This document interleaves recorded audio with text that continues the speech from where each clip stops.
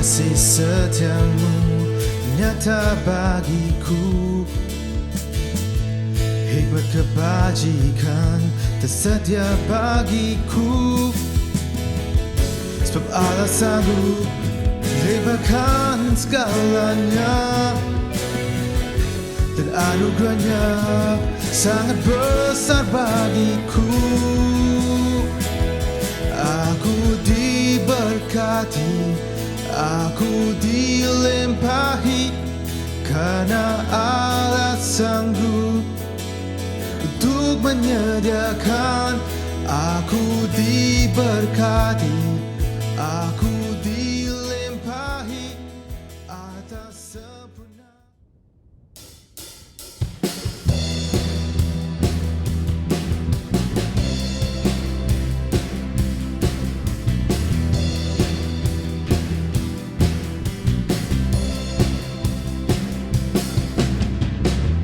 Bersyukurlah kepadanya, bawalah pujian baginya, karena dia Raja, dia yang perkasa. Tuhanlah kekuatanku, mazmur dan keselamatanku, dia penolongku yang beri hidupku. Kau yang berjaya, seluruh semesta sujud menyembah. Agunglah kebangkitanmu, mujizat telah terjadi. Junjung kasih anugerahmu, kekal teguh dan mulia. Masuklah perbuatanmu, kau penyelamat hidupku. Kasih-Mu tiada tara, berkata kau Tuhan Rajaku. Oh.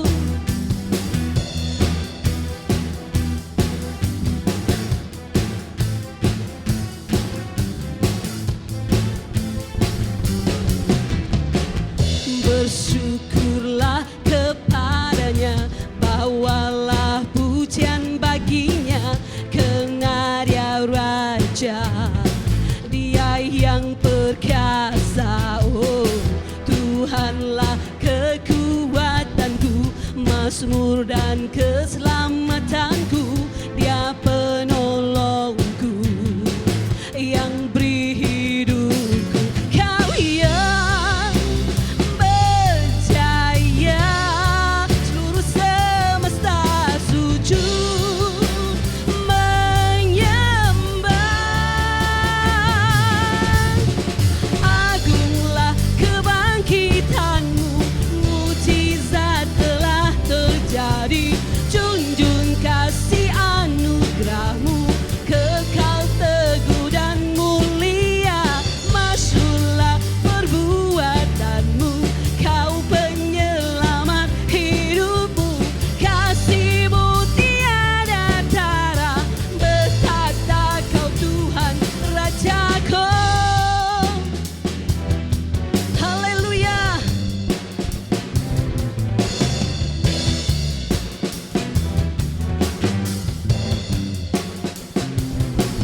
Kau yang berjaya, seluruh semesta sujud menyembah.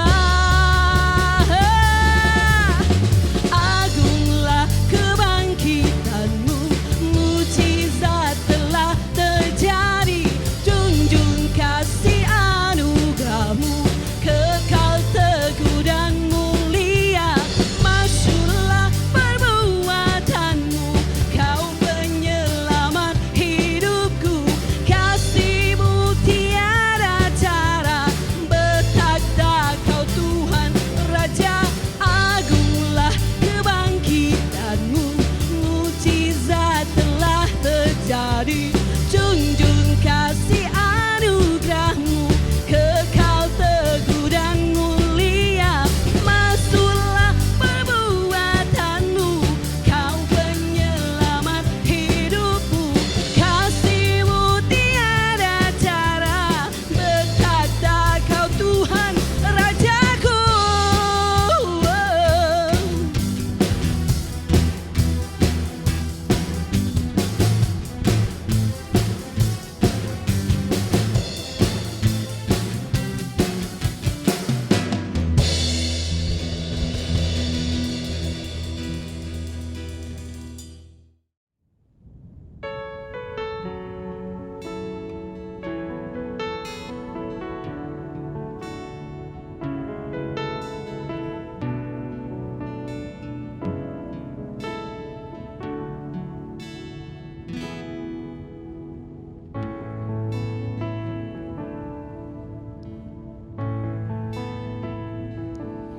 above all powers, above all kings, above all nature and all created things, above all wisdom and all the ways of man. You were here before the world began. Above all kingdoms, above all thrones, above all wonders the world has ever known, above all wealth and treasures of the earth, there's no way to measure what you're worth. Crucified, laid behind a stone, you live to die, rejected and alone, like a rose trampled on the ground. You took the fall and thought of me above all,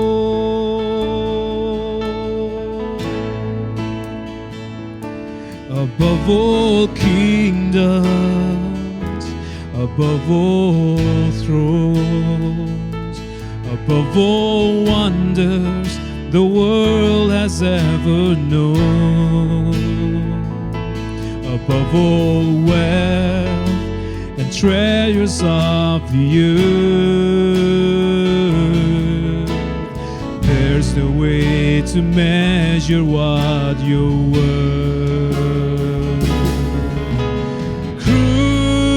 Crucified,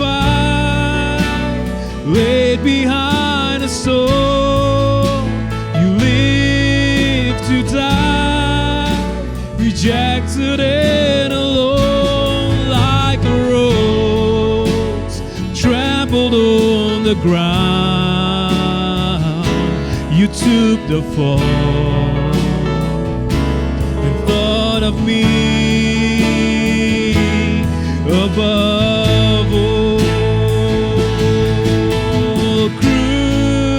Crucified, laid behind a stone, you live to die, rejected and alone, like a rose trampled on the ground.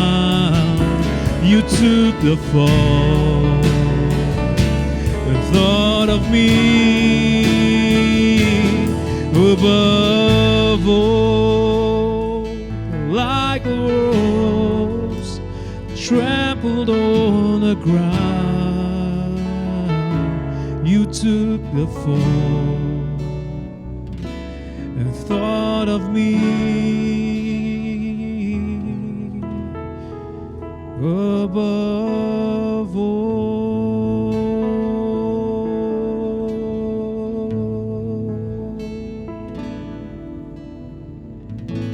Thank you, Lord. Baik, terima kasih saya ucapkan kepada tim yang telah memimpin kita untuk memuji dan menyembah Tuhan pada pagi hari ini.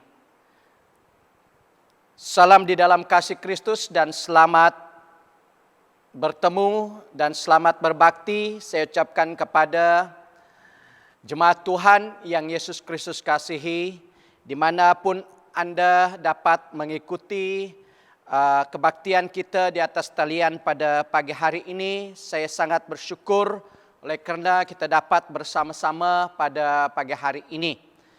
Ya, doa dan harapan saya, Tuhan akan terus memberkati serta memimpin dan melindungi kita pada setiap masa.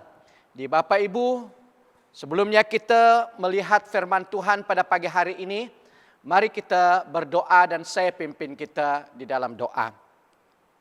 Haleluya. Segala kemuliaan, hormat, pujian kami naikkan hanya kepadamu, ya Allah Bapa kami di surga. Oleh karena kasih setia Tuhan yang sangat terbukti di dalam hidup kami sebagai umat-umat-Mu. Engkau Allah yang telah mendengar doa dan menjawab doa kami. Sehingga adanya kami, setemana kami ada pada pagi hari ini, itu adalah oleh karena kasih anugerah Tuhan yang sangat besar bagi kami. Kami memuji dan memulia dan mengagungkan nama-Mu. Terima kasih Tuhan karena Engkau bersama dengan kami. Di dalam kami menaikkan pujian dan syukur kami melalui nyanyian-nyanyian yang telah kami persembahkan pada pagi hari ini. Kiranya itu merupakan satu persembahan yang harum di hadapan-Mu pada pagi hari ini. Tuhan Yesus, hamba-Mu berdoa di dalam nama-Mu. Dimanapun umat-umat-Mu, anak-anak-Mu mengikuti kebaktian pada pagi hari ini. Sama ada secara pribadi maupun bersama dengan keluarga mereka. Kami berdoa Bapa, hadirnya Engkau bersama dengan mereka. Akan terus memberkati mereka.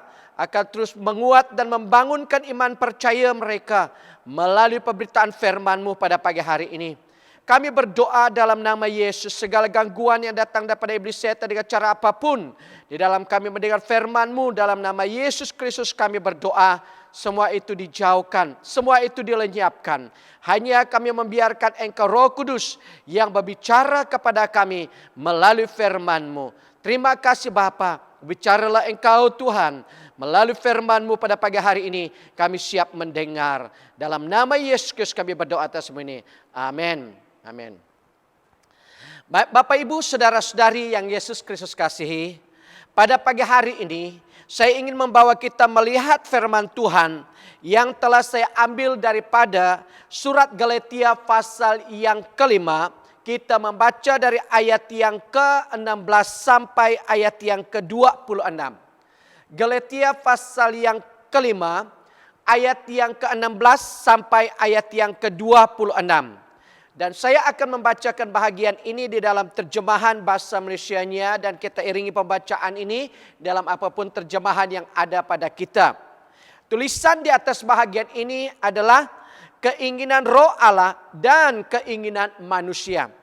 Ayat yang ke-16 firman Tuhan berkata, inilah maksudku. Biarlah Roh Allah memimpin hidup kamu dan janganlah hidup menurut keinginan tabiat manusia. Hal itu demikian kerana keinginan manusia bertentangan dengan keinginan Roh Allah dan keinginan Roh Allah bertentangan dengan keinginan manusia. Kedua-duanya saling bermusuhan sehingga kamu tidak dapat melakukan apa yang kamu ingini. Tetapi jika Roh Allah memimpin kamu, kamu tidak dikuasai oleh Taurat. Keinginan tabiat manusia nyata dalam semua perbuatan cabul, luca, dan tidak senonoh. Dalam penyembahan berhala dan penggunaan ilmu sihir. Orang bermusuhan dan berkelahi. Mereka cemburu, lekas marah, dan mementingkan diri sendiri. Mereka berpecah dan berpihak-pihak. Mereka iri hati, suka mabuk, berpesta liar, dan sebagainya. Aku memperingatkan kamu sekarang sebagaimana aku telah memperingatkan kamu dahulu. Orang yang melakukan perbuatan-perbuatan itu tidak akan menikmati pemerintahan Allah. 22, sebaliknya inilah hasilnya jika orang dipimpin oleh Roh Allah. Mereka saling mengasihi, bersukacita, hidup rukun, sabar, berbudi, baik hati, setia, rendah hati, dan dapat mengawal diri. Tidak ada hukum yang melarang perkara-perkara seperti itu. Demikianlah orang yang menjadi milik Kristus Yesus sudah mematikan tabiat manusia dengan segala nafsu dan keinginannya. Roh Allah telah memberikan hidup baru kepada kita. Oleh itu dia juga harus menguasai hidup kita. Kita tidak boleh menjadi sombong atau saling menyakiti hati ataupun iri hati terhadap satu sama lain.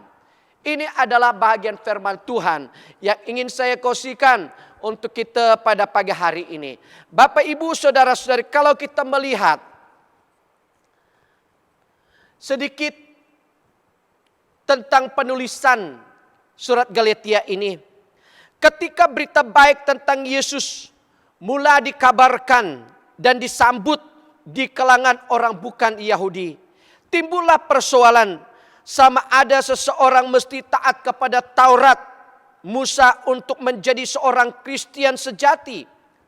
Paulus menjelaskan bahwa hal itu tidak perlu.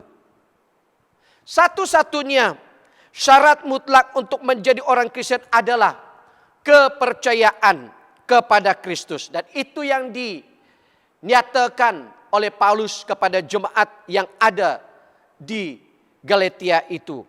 Dengan kepercayaan itu hubungan manusia dengan Allah menjadi baik semula. Bukan dengan melakukan Taurat, bukan dengan menaati Taurat. Tetapi di kalangan jemaat di Galatia, negeri di Asia kecil yang dikuasai Empire Romawi pada waktu itu, ada orang yang menentang Paulus. Mereka berpendapat bahwa orang juga mesti taat kepada Taurat Musa untuk berbaik semula dengan Allah. Jadi Bapak, Ibu, saudara-saudari, surat Paulus kepada jemaat di Galatia dituliskan untuk memimpin orang yang disesatkan oleh ajaran salah itu, supaya taat semula kepada ajaran benar. Inilah tujuannya Paulus menuliskan surat ini. Karena pada waktu itu ada segelintir atau ada orang yang terpengaruh dengan ajaran yang tadi. Maka Paulus menulis surat ini untuk mengembalikan mereka dengan ajaran yang benar. Jadi dia menegaskan bahwa panggilannya untuk menjadi rasul datang daripada Allah, bukan daripada manusia. Dia juga memberitahukan bahwa tugasnya ditujukan terutamanya kepada orang-orang bukan Yahudi. Kalau kita melihat daripada pasal yang pertama dan pasal yang kedua, Paulus menyatakan panggilannya adalah panggilan Tuhan khusus bagi orang yang bukan bangsa Yahudi. Kemudian dia menjelaskan bahwa hubungan manusia dengan Allah itu menjadi baik semula hanya melalui kepercayaan kepada Allah. Itu yang dia jelaskan atau ajar di dalam pasal yang ketiga sampai pasal yang keempat. Dan dalam pasal-pasal terakhir itu, pasal 5 dan pasal 6 ini, Paulus menunjukkan bahwa kelakuan orang Kristen itu berpunca daripada kasih yang timbul di dalam diri mereka karena percaya kepada Kristus Yesus. Bukan hanya oleh karena melakukan Taurat Musa itu, tetapi itu terjadi oleh karena mereka melakukan apa yang dikehendaki oleh Allah. Jadi Bapak, Ibu, saudara-saudari, kalau kita lihat di dalam bahagian yang telah kita baca di sini, di mana Paulus menyatakan satu perkara yang sangat penting yang harus dialami dan dilakukan oleh seorang percaya itu atau orang Kristen itu. Dia harus hidup di dalam pimpinan Roh Kudus.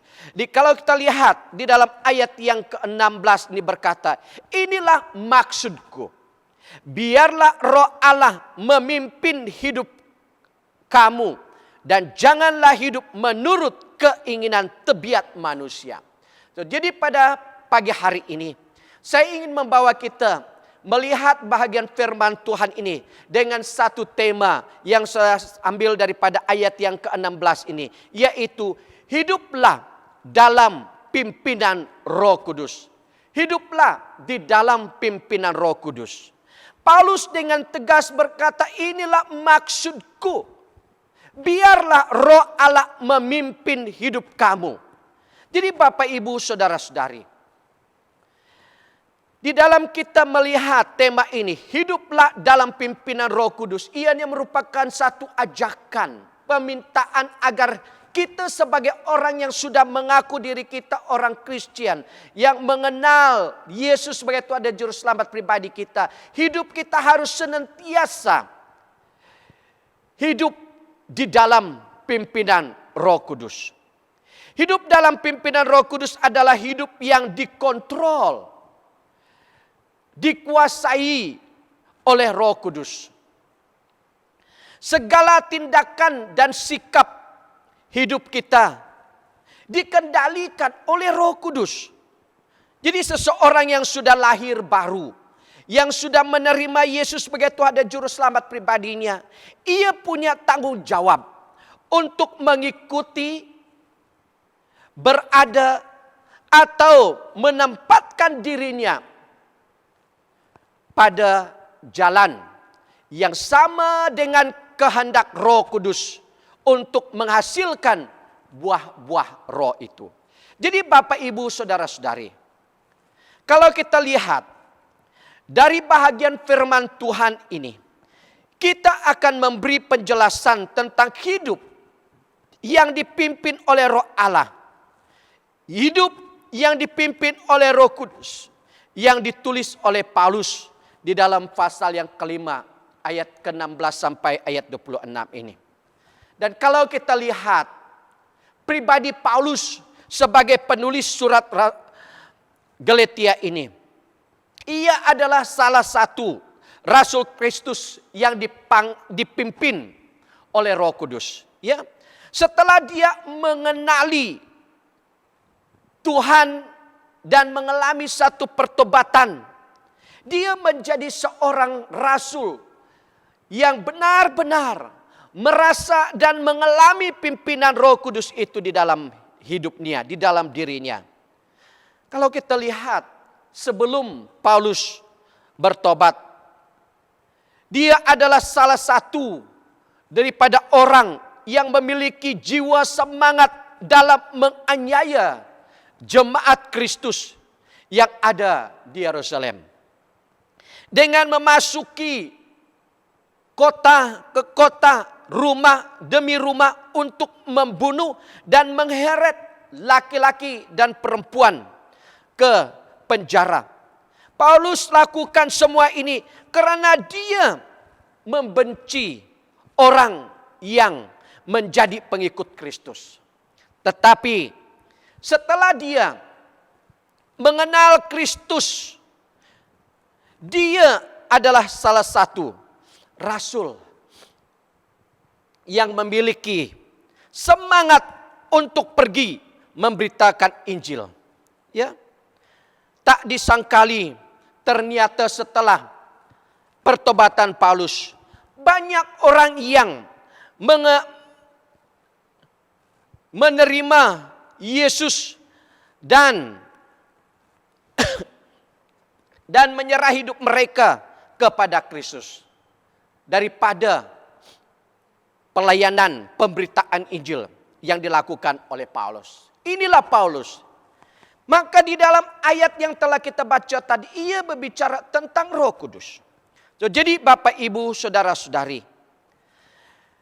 Roh Kudus adalah Roh Allah, yaitu prinsip hidup dan kuasa Allah yang memiliki titik kesadaran yang berada di dalam dan keluar daripada pribadi Allah sendiri.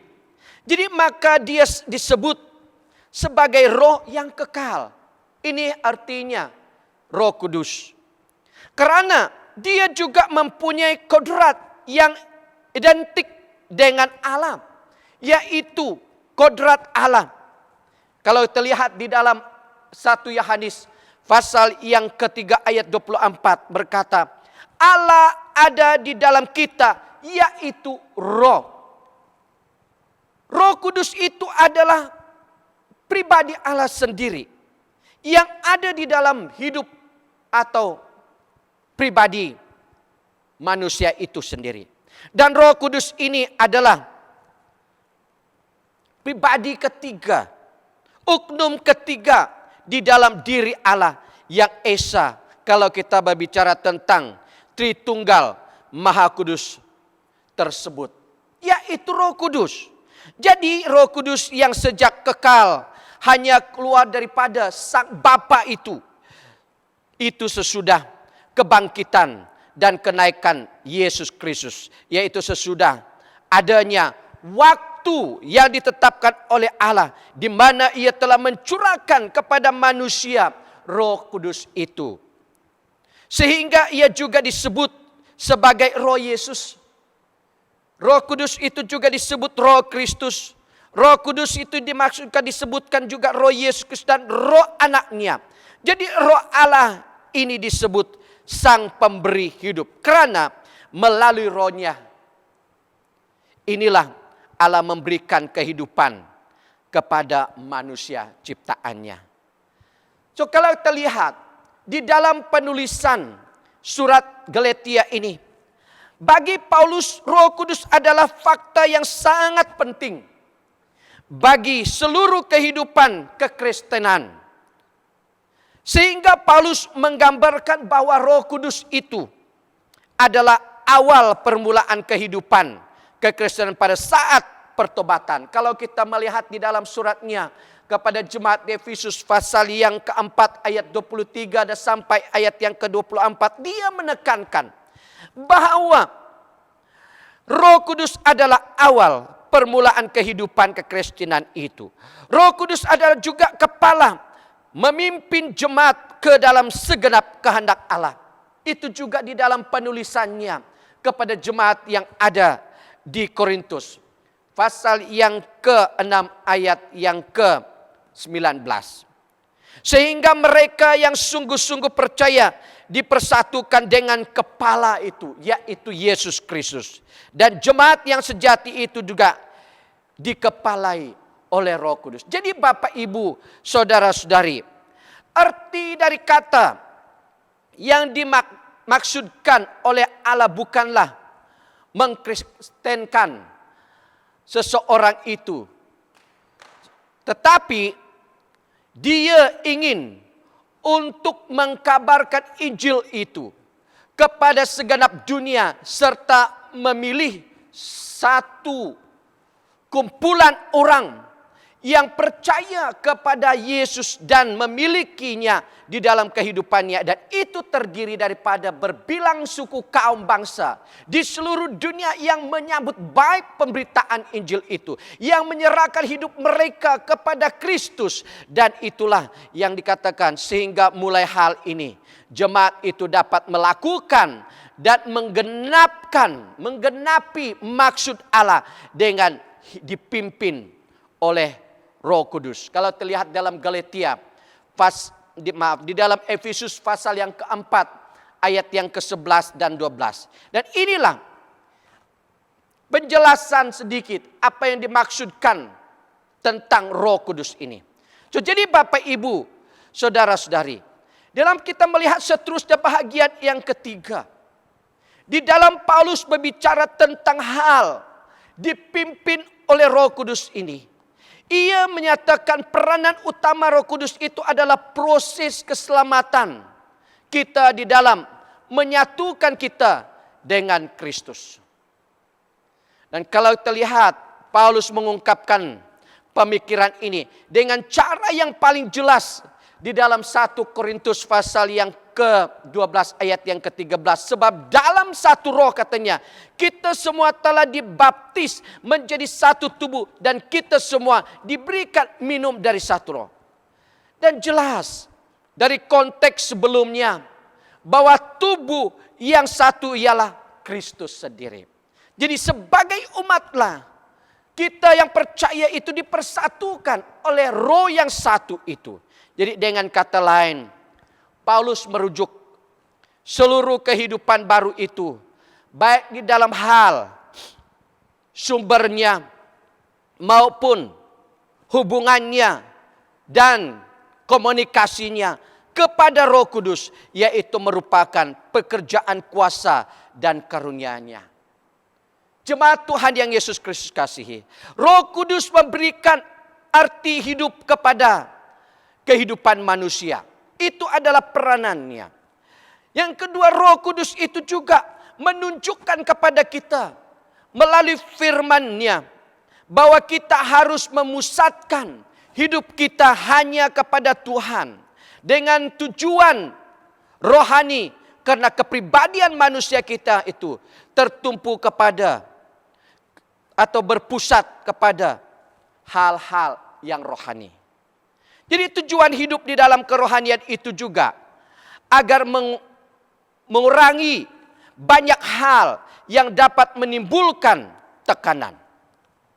Itu adalah peranan Roh Kudus itu, menunjukkan sesuatu yang dikehendaki oleh Tuhan bagi kita. Dan yang ketiga, juga tujuan Roh itu di dalam hidup kita adalah membimbing kita. Semua tanggapan dan tindakan yang membangunkan, sehingga dari fakta-fakta yang membingungkan menjadi mudah dimengerti melalui kehidupan rohani. Jadi kalau kita lihat daripada firman Tuhan ini, ada beberapa alasan mengapa kita harus hidup di dalam pimpinan Roh Kudus. Hidup yang dipimpin oleh Roh Kudus itu adalah hidup yang senantiasa dikontrol, dikuasai oleh Roh Kudus. Karena alasannya, kalau kita lihat di dalam ayat yang telah kita baca tadi, daripada ayat yang ke-16 dan 17, di mana firman Tuhan berkata, inilah maksudku, biarlah Roh Allah memimpin hidup kamu, dan janganlah hidup menurut keinginan tabiat manusia. Hal itu demikian karena keinginan manusia bertentangan dengan keinginan Roh Allah, dan keinginan Roh Allah bertentangan dengan keinginan manusia. Kedua-duanya saling bermusuhan, sehingga kamu tidak dapat melakukan apa yang kamu kehendaki. Hal yang pertama, alasannya mengapa kita sebagai orang Kristen itu harus dipimpin atau hidup kita dipimpin oleh Roh Kudus, supaya kita tidak menurut keinginan daging. Dari teks ini kita dapat melihat apa-apa saja perbuatan daging itu sudah disebut di dalam ayat yang ke-19 sampai ayat yang ke-21.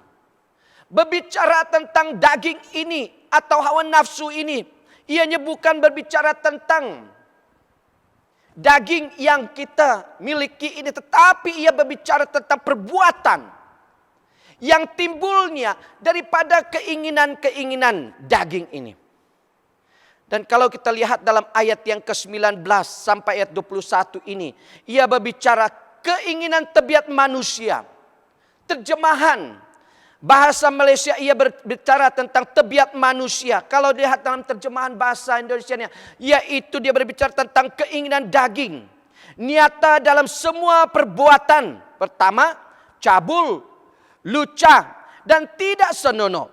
Dalam penyembahan berhala dan penggunaan ilmu sihir, orang bermusuhan dan berkelahi, mereka cemburu, lakas marah dan mementingkan diri sendiri. Mereka berpecah dan berpihak-pihak. Mereka iri hati, suka mabuk, berpesta liar dan sebagainya. Aku memperingatkan kamu sekarang sebagaimana aku telah memperingatkan kamu dahulu. Orang yang melakukan perbuatan-perbuatan itu tidak akan menikmati pemerintahan Allah. Ini alasannya mengapa Paulus memperingatkan jemaat di Galatia supaya mereka senantiasa hidup di dalam pimpinan Roh Kudus. Karena tanpa Roh Kudus menguasai, mengontroli hidup seseorang itu, maka hidup daging itu akan menguasai hidupnya.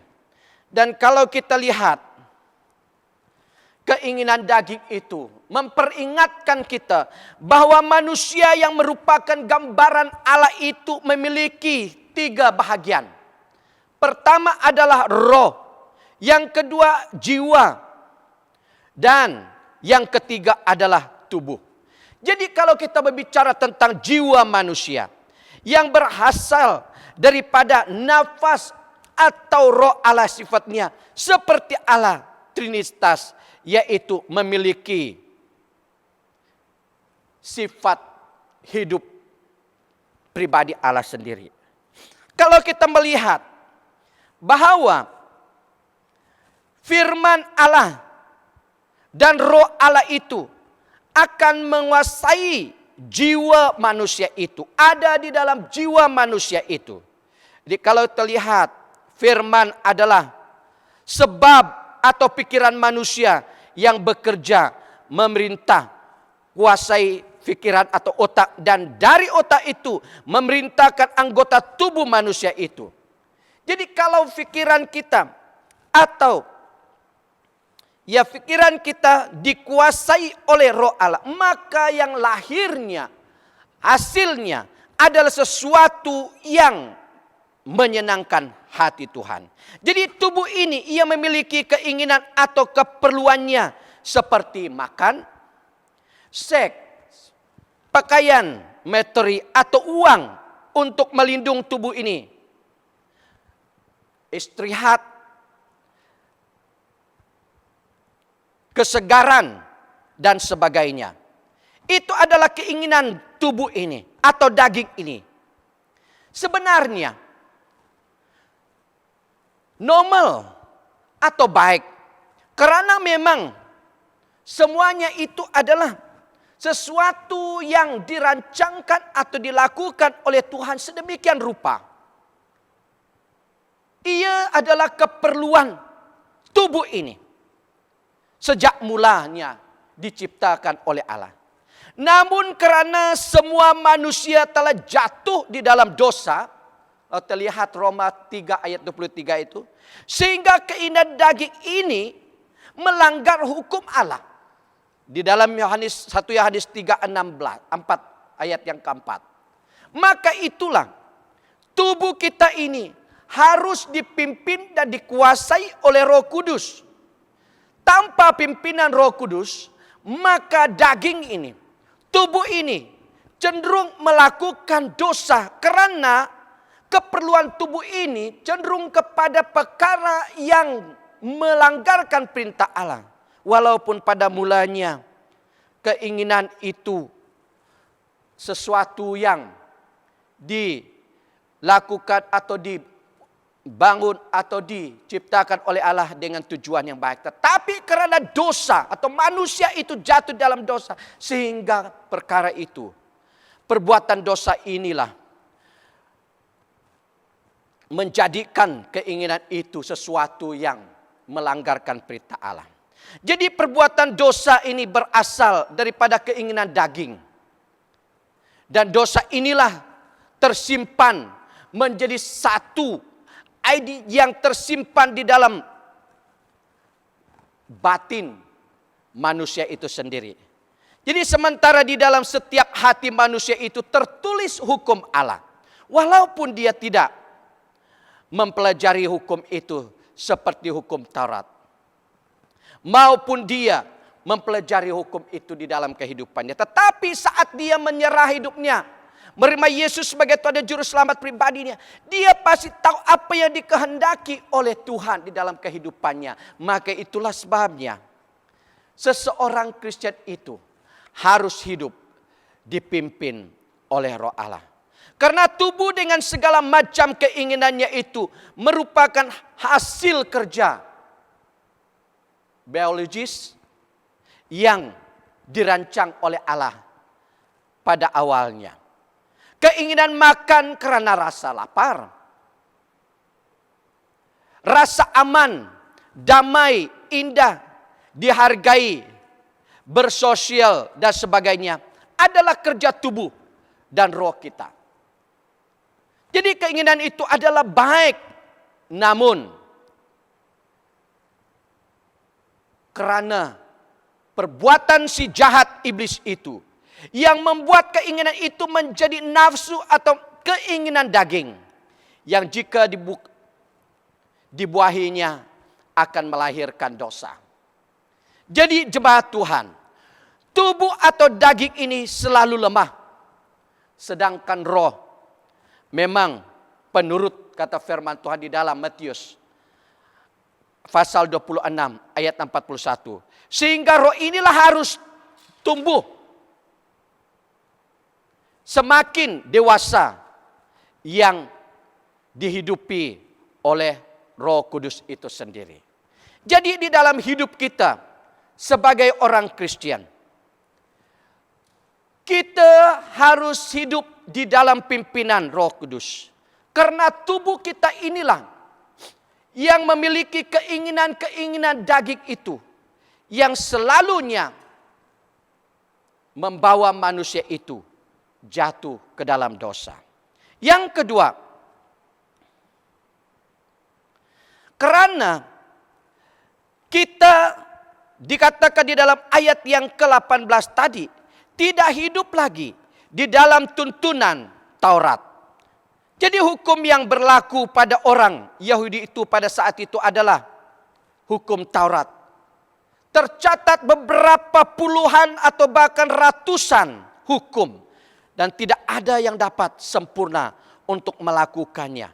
Maka itulah Paulus mengatakan kepada mereka, jemaat yang ada di Galatia, di dalam pasal yang kelima, ayat yang keempat, di mana ia mengatakan bahwa kamu akan lepas dari Kristus jika kamu mengharapkan kebenaran oleh hukum Taurat.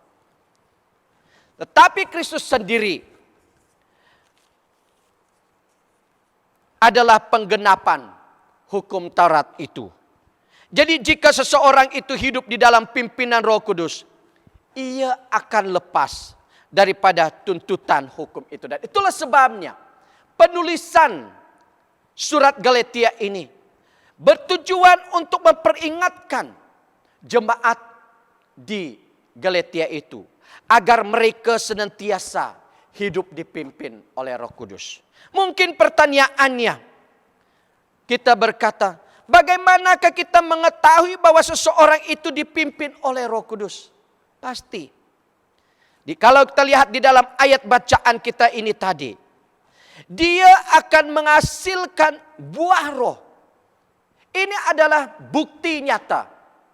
Di dalam pribadi seseorang itu yang hidupnya dipimpin oleh Roh Kudus, ia akan menghasilkan, dia akan memiliki buah Roh Kudus itu dalam hidupnya. Kalau terlihat di dalam ayat yang ke-22 dan 23 ini, di mana firman Tuhan berkata, sebaliknya inilah hasilnya jika orang dipimpin oleh Roh Allah. Mereka saling mengasihi. Pertama, bersukacita, hidup rukun, sabar, berbudi, baik hati, setia, rendah hati, dan dapat mengawal diri. Ini adalah petandanya. Buktinya yang nampak nyata di dalam kehidupan seseorang itu jika ia hidup dipimpin oleh Roh Allah.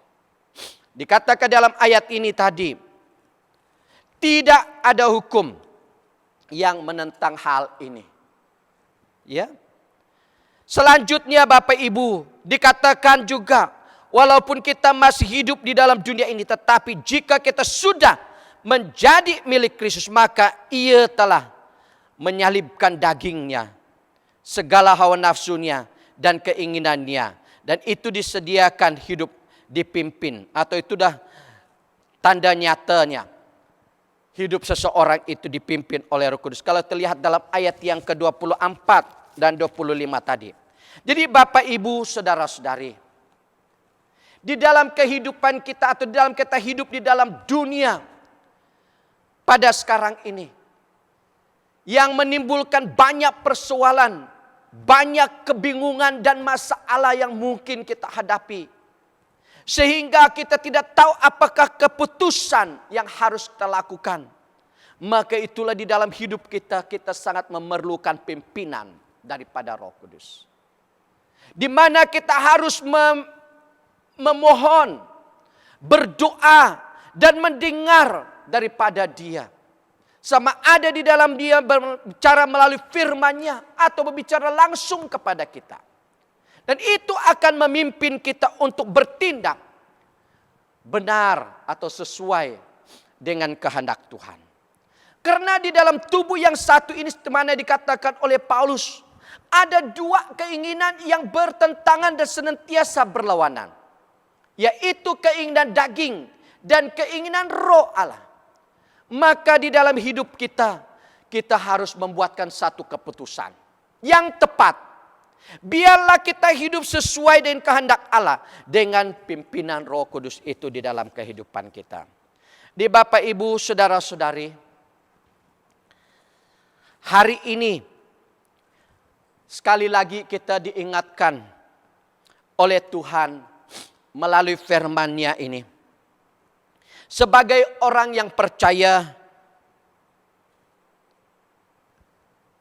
saya bertanya, sejauh manakah hidup kita sudah dipimpin oleh Roh Kudus? Buah roh apakah yang ada di dalam hidup kita? Buah roh Allah apakah yang telah kita lakukan di dalam kehidupan kita? Atau sebaliknya, adakah kita masih banyak dikuasai oleh perbuatan daging? Adakah hidup kita masih berada di dalam penguasaan keinginan daging itu? Jika demikian, berjuanglah melawan keinginan daging itu. Dan perjuangan itu tidak dapat kita lakukan sendiri, tetapi harus kita melakukannya bersama dengan Tuhan. Di dalam pimpinan Roh Kudus itu, di dalam bimbingan Roh Kudus itu, di dalam kesedaran Roh Kudus itu, maka kita dapat melenyapkan semua keinginan itu melalui pimpinan Roh Kudus. Dan akhirnya seseorang yang benar-benar hidup dipimpin oleh Roh Kudus itu, ia akan menghasilkan banyak buah Roh Kudus itu di dalam kehidupannya. Maka itu Bapak Ibu saudara-saudari, biarlah kita menjadi orang Kristen yang hidup kita senantiasa dipimpin oleh Roh Kudus. Karena Ia adalah penolong yang telah dijanjikan dan sedang ada di dalam hidup kita dan bersama dengan kita pada masa ini. Oleh itu, marilah kita bersama-sama berjuang bersama Yesus dan hidup di dalam pimpinan Roh Kudus pada masa yang sukar, pada masa yang susah ini. Biarlah Tuhan Yesus terus memberkati kita. Di dalam kita tetap hidup di dalam pimpinan Roh Kudus, maka kita akan menjadi berkat dimanapun kita berada. Karena yang kita hasilkan, yang kita keluarkan daripada hidup kita adalah buah Roh Kudus yang memimpin kita pada masa itu. Sekian firman Tuhan yang ingin saya kongsikan untuk kita pada pagi hari ini. Mari kita berdoa. Haleluya. Allah Bapa kami di surga, Allah yang maha kasih, Allah yang maha kuasa dan Allah yang maha tahu. Pada pagi hari ini ya Tuhan, kami sangat bersyukur oleh karena Engkau berbicara kepada kami melalui firman-Mu, memperingatkan kami sebagai umat-Mu yang sudah mengenali Engkau dan mengalami kasih Kristus itu dalam kehidupan kami. Bagaimana seharusnya kami dapat meneruskan hidup kami, memuliakan dan menyenangkan hati-Mu, yaitu dengan membiarkan diri ini, hidup ini, tubuh ini dipimpin oleh Roh Kudus. Firman-Mu Tuhan sudah disampaikan. Namun pun hamba-Mu berhenti berbicara di sini. Hamba-Mu berdoa. Engkau Roh Kudus yang Maha Kuasa, yang menguasai hidup, pikiran, jiwa dan roh kami, terus berbicara. Supaya semakin hari semakin jelas dan makin tahu kami ya Tuhan. Bagaimana kami dapat mengalami pimpinan-Mu di dalam kehidupan kami ya Tuhan. Di dalam masa yang susah ini, di dalam masa yang sukar ini, di dalam dunia yang penuh dengan kejahatan ini. Kami sangat memerlukan pimpinan-Mu ya Roh Kudus. Tuhan Yesus, hamba-Mu bersyukur oleh karena kesempatan yang sangat indah ini. Di mana kami dapat bersatu di dalam doa kami sekali lagi. Menempatkan jemaat-Mu ke dalam tangan-Mu yang penuh dengan kasih. Tuhan, Engkau mengenali setiap pribadi jemaat-Mu dimanapun mereka berada.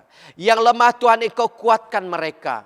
Yang sakit Tuhan, di dalam nama Yesus kami berdoa. Di dalam nama Yesus, mereka menerima berkat kesembuhan yang daripada Engkau. Yang punya beban masalah pergumulan hidup, Tuhan Yesus, Engkau jawaban bagi mereka. Memimpin mereka ke jalan yang benar. Tuhan Yesus, pada pagi hari ini kami berdoa di dalam nama-Mu. Menempatkan jemaat-Mu ke dalam tangan-Mu sekali lagi. Biar Engkau menaungi mereka. Membungkusi dan melindungi mereka di dalam kuasa dan di dalam darah Yesus sendiri. Agar mereka dijauhkan daripada serangan-serangan iblis. Bahkan sentuhan, jangkitan daripada kuman penyakit COVID-19. Terima kasih Tuhan, kami bersyukur. Oleh karena Engkau Tuhan yang telah memberkati jemaat-Mu di dalam kehidupan mereka. Memenuhi segala keperluan mereka, usaha mereka Engkau telah berkati. Dalam beberapa hari dan minggu yang telah lalu Tuhan, mereka sempat mengulurkan tangan mereka, persembahkan persembahan mereka. Sama ada persembahan persepuluhan mereka, persembahan khusus dan pengucapan syukur mereka. Engkau berkati semuanya Bapa, agar melalui uang persembahan mereka itu, pekerjaan-Mu terus disebarluaskan di dalam gereja-Mu maupun di luar gereja-Mu ya Tuhan. Terima kasih Engkau berkati jemaat-Mu terus di dalam usaha mereka, keperluan harian mereka. Dan pada pagi hari ini juga Tuhan, kami bersatu di dalam doa kami untuk negeri kami Sarawak khususnya. Di dalam persiapan mereka untuk mengadakan pilihan raya negeri ini. Tuhan, kami mohon pimpinan dan penyertaan Tuhan. Campur tangan Tuhan di dalam semuanya supaya semuanya berjalan menurut kehendak Allah sendiri. Terpujilah nama-Mu Bapa. Begitu juga kami bersatu dalam doa kami. Melihat keadaan pada masa sekarang ini juga Tuhan. Berkhususnya adalah COVID-19 ini. Jika kehendak-Mu ya Tuhan, kami berdoa. Biarlah kuman-kuman, virus-virus penyakit ini ya Tuhan, dilenyapkan daripada permukaan bumi ini. Dihentikan untuk merebak lagi ya Tuhan. Terpujilah nama-Mu Bapa. Inilah doa kami ya Bapa. Terima kasih atas penyertaan-Mu dalam persekutuan kami pada pagi hari ini. Berkat damai sejahtera yang daripada Engkau Tuhan akan terus menguasai hati pikiran jiwa dan roh jemaat-Mu. Dan biarlah berkat penyertaan-Mu melalui Roh Kudus-Mu Tuhan akan bersama dengan jemaat-Mu dari sekarang sampai selama-lamanya. Inilah doa hamba-Mu. Dalam nama Yesus Kristus kami berdoa atas semua ini. Amin. Amin. Baik, sekian firman Tuhan untuk kita pada pagi hari ini. Baik, sebelum kita akhiri acara kita berikan kesempatan untuk berita sidang diberikan.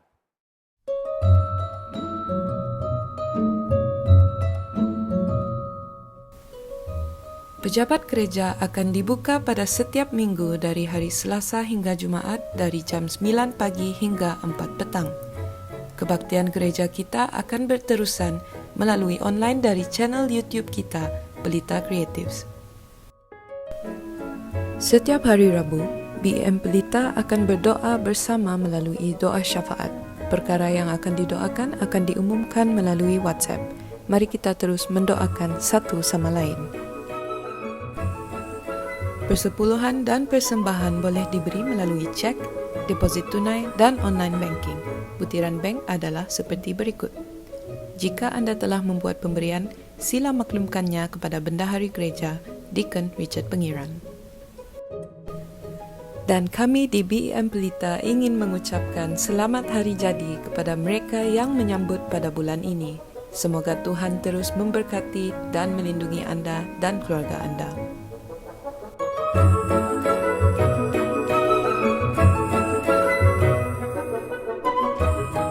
terima kasih kebaktian kita sampai di sini. Tuhan memberkati, jumpa lagi di masa yang akan datang.